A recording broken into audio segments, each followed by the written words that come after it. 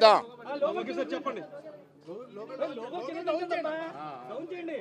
Janasena party అధ్యక్షులు పవన్ కళ్యాణ్ గారు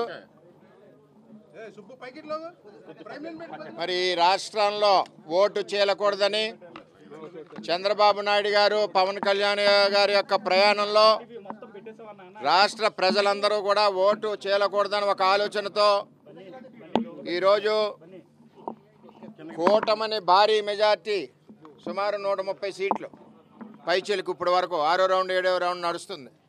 ముందుకు పరిగెట్టుకుంటా పోతా ఉంది కూటమి. జగన్మోహన్ రెడ్డి లండన్ నుంచి ఎందుకు వచ్చానా అని చెప్పి ఆయన ఆలోచించుకుంటా ఉన్నాడు. నేను ఒకటే తెలియజేస్తున్నా, పిఠాపురం నియోజకవర్గ ఎమ్మెల్యే అభ్యర్థి పవన్ కళ్యాణ్ గారిని, జనసేన పార్టీ అధ్యక్షుడిని భారీ మెజార్టీ అంటే 5 రౌండ్లు అయినాయి. 6వ రౌండ్ ఇప్పుడు సర్టిఫై చేస్తున్నారు. 24,930 ఓట్లు మెజార్టీ. అది గబ్బర్ సింగ్ అంటే ఆ విధంగా ఎలక్షన్ అయింది. ఇది 70-80కు పోయినా ఆశ్చర్యపోక్కర్లేదు. ఎక్కడ పోతుందో తెలియట్లేదు.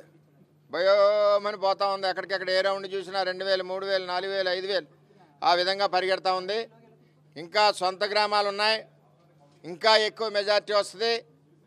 అసలు పవన్ కళ్యాణ్ దెబ్బ ఏంటో పిఠాపురాన్ని జగన్మోహన్ రెడ్డి చెంప చెల్లుమనిలా చూపించాం. మద్యం పోసాడు, ఓటికి 3,000 నుంచి 5,000 ఇచ్చాడు. మరి వచ్చి ఇక్కడ అభ్యర్థి చేత గ్లిజరిన్ పెట్టి ఏడిపించి చుట్టూ తిప్పాడు. ఈయన నవ్వుకుంటా ఎన్ని కుయ్యెక్తులు వేసినా, ఎన్ని కుట్రలు చేసినా కూటమి అభ్యర్థి పవన్ కళ్యాణ్ గారిని ఈరోజు భారీ మెజార్టీతో మేము పిఠాపురంలో Telugu Desam party, Janasena party, BJP party మరి గెలిపించి ఇవాళ అత్తారింటికి పంపిస్తున్నాం.